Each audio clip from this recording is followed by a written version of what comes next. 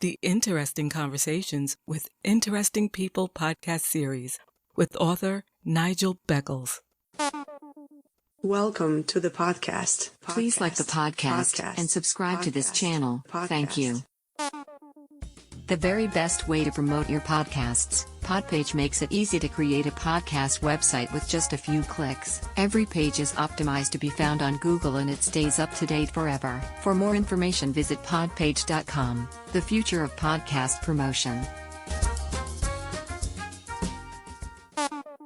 Have you experienced several failed relationships or been through a divorce? How can you avoid making the same mistakes again? How to avoid making the big relationship mistakes is out now. Hi, my name is Nigel Beckles. My book is packed with practical and common sense strategies that you can use to make better relationship choices. Now you can discover the dangerous myths about love. If your relationship expectations are realistic, why you could be falling in love for all the wrong reasons. How to avoid making the big relationship mistakes. It's a book that could change your life. Available from amazon.co.uk. Kindle version also available. Author Queen P. When the mood is right, a poetry journey, mood swings, and when the mood is right, a rebirth. Books available on Amazon and all good bookstores. Hi, I'm Queen P. Please join me by tuning into my poetry podcast, The Royal Affair, on Anchor, Spotify, Apple, Google, and all other similar platforms. You can also listen to the podcast on the Helium Radio Network on Saturdays at 3 p.m. Eastern Standard Time. You have entered into The Royal Affair. Get ready for takeoff. Welcome back to my Interesting Conversations with Interesting People podcast series. My guest for this episode is author and event promoter, Tony Fairweather. Hi Tony, welcome to my podcast series. How are you? I'm very well, sir. Thank you for inviting me on this wonderful show. It's great to have you. So where do you reside at the moment? South Croydon. That's where I live, in South Croydon. And where did you grow up and what was it like? I grew up in Clapham South, Cavendish Road I was born on. That's when Clapham wasn't so trendy. It was just down the road from the big air raid shelter where they housed all the Windrush people who got off the boat, the famous one in Clapham South station, and close to Brixton, which was about a 15-minute walk away. So it was a bombed area. It wasn't too nice, but it was pleasant. Well, I understand you opened one of the first black bookshops in the UK. When was that and why did you want to open a black bookshop? It was the first black bookshop with an art gallery. People always drop that part off of it. Get this right. It's the first. I wasn't the first black bookshop. Sabar bookshops, Head Start bookshops were before me. I was the first black bookshop that had a art gallery and a repair shop and framing all in under one roof. And that was in Brixton.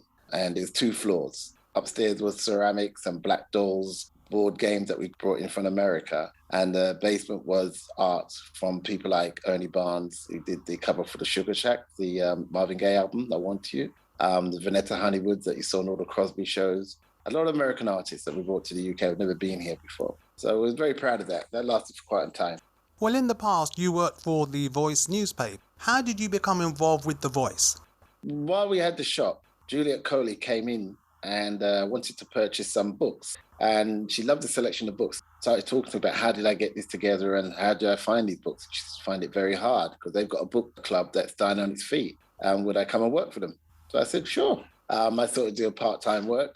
When I started at the Voice Book Club, it was just a column in the paper. And then the newspaper was selling 65,000 copies a week. When I finished and I left, it was the biggest black book club in the United Kingdom. So what were the objectives of the Black Book Club? Getting books into black homes, because in those days, you didn't have black bookshops all over the place. You had a handful of black bookshops in the whole of the UK. If I wanted a black bookshop, I'd have to get on the bus and go all the way to Seven Sisters to Head Start to buy a book until Sabar Bookshop opened in Brixton years later. They decided that they're a national newspaper so they could sell books nationally.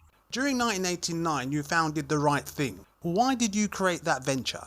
When I was doing the Black Book Club, a book came across my desk called Disappearing Acts by Terri McMillan, unknown author in this country. And I loved it. And we sold bucket loads of it to the public. And the publishers contacted us and said she's coming over. Would we like to meet her? And I said, hell, we wanted to come to Brixton and do a show. There was silence on the phone because Brixton wasn't the trendy place it is now. Brixton was a place where you winded up your windows, not down your windows. When you walked fast when you went through Brixton, if you were white. So because of the power of the paper, they couldn't say no to us. So we set it up in a way. I thought, if I'm going to do this, I know I'm doing the right thing. I thought, that's a good name. I call it a company, make it separate from The Voice. And then we'd have a poet, a guitarist, a singer on the same bill. And then after that, we would have Terri come on in the second half and be interviewed like Oprah Winfrey.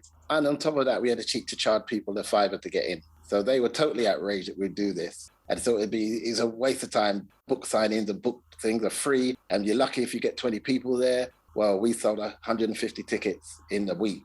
And we turned away another 200 people on the door. They were shocked. And in that audience were Virago and other book companies and publishing houses who loved what I did. And he said, would I like to work with these up-and-coming artists like Dr. Maya Angelou and Toni Morrison and Alice Walker? And I said, sure. And I put on shows for them. And that's how I got into that side of the business. Well, you're also the founder and curator of the Windrush Collection. What does that involve? I was asked by Croydon Council to put on a Windrush event on Windrush Day, and they wanted to be an outdoor sort of jump up, which is nothing wrong with that. But I said, can't we do something more? We have a culture too. We're not always jumping up and down. And there's room at the Croydon Museum if you want to do something there.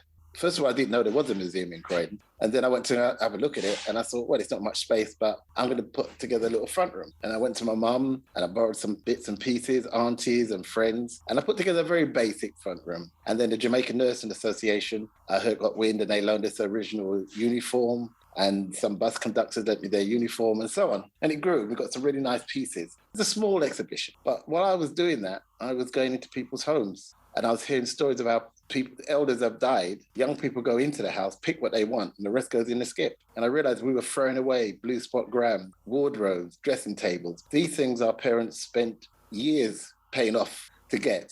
And we're just literally throwing it away because we see it as junk, because it doesn't fit into our IKEA way of living. And so I started to collect pieces, and it became the Windrush Collection. Well, Tony, you recently published your first book. Who or what motivated you to write your first book? Collecting the Windrush pieces, I got to talk with elders. And one day I was talking to a person about their journey, and they started telling me about their boat journey. I thought no one's ever talked about the boat journey, what actually happened on the boat. We all know what happened to the Windrush scandal and those disgusting things they did to people and sent people back. But no one knows how they got here, how they sold the pigs, the goat, the cow, to get that £28 and 10 shillings to get on that boat. And I started interviewing them and taking notes. And when I went to Tobago, I took my laptop with me and I sat there and I swear to you, it just flowed.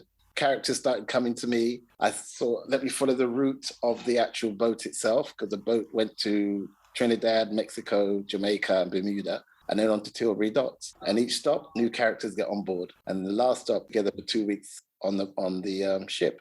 And that's what inspired me, the fact that we were talking to elders, hearing their stories. And one of the elders I spoke to, say on a Monday, the following Monday, she passed. And I had stories there, but not even her children knew. And that inspired me to put it into a book.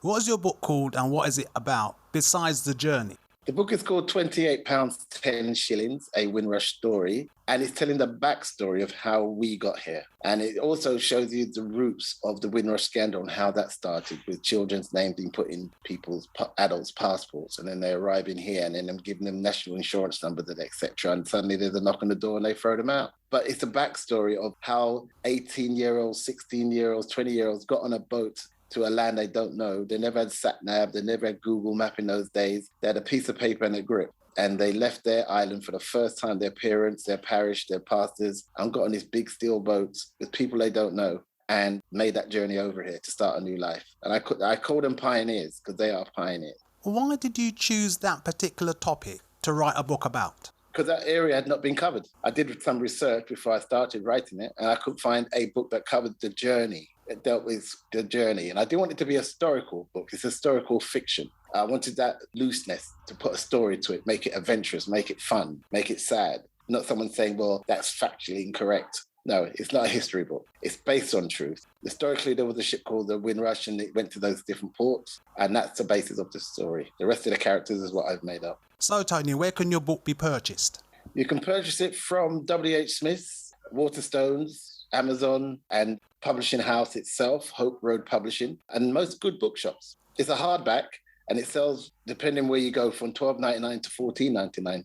I've seen it at different prices on different websites. So, Tony, what are your plans for the future? I'm writing book 2, the follow-up, because everybody's read it wants to keep saying, what happened to this character? What happened to that character? You can't just end it there. So I'm doing a follow-up and I'm researching that and writing it now. Also, we're working on the stage play version of the book to be out next year. And there's a lot of talk about a film too. So we'll see. So how can people contact you?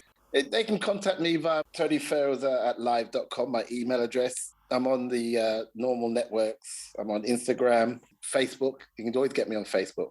I prefer Facebook, in fact. That's my age group. This TikTok thing, I don't understand. I don't get it. Contact me on Facebook. Give me a private message and you can get me there. Tony in London, UK, thank you very much for your time. Thank you for inviting me here. And I hope I'll see you at one of my book readings. Indeed you will. Take care now. Bye-bye.